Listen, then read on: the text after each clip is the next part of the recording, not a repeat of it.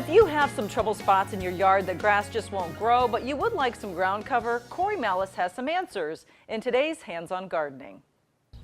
In today's Hands-On Gardening, I'm joined by Steve Hunziger from the UW Extension Office, and today we're talking about ground cover. And Steve, you can basically divide that up into two categories: the moist, shady ground covers and also the dry ground covers. Yeah, and let's start talking about those shaded areas that it's tough to get our landscape plants to grow in, and maybe even our turf grass doesn't grow well there. We can think about hostas, of course. Many people add those to the landscape. But we can also talk about carpet bugle as being a nice low-growing plant that's going to take up a lot of that area. And lily of the valley is really a plant.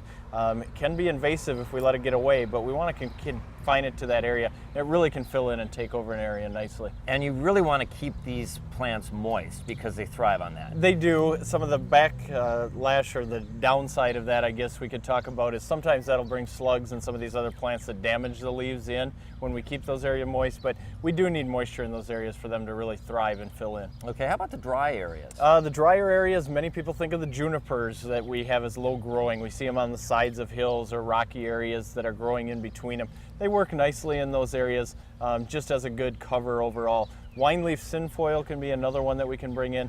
Moss flock is another plant that gives us a little more color to it and can carpet or lay into an area as well. So those are some choices you can look at as you're deciding, okay, do I have a lot of shade here, or do I have that dry, sunny area that really never gets any moisture at all? Sure, some really good ideas there if you can't quite get that grass to grow in those shady areas. That is today's Hands-On Gardening.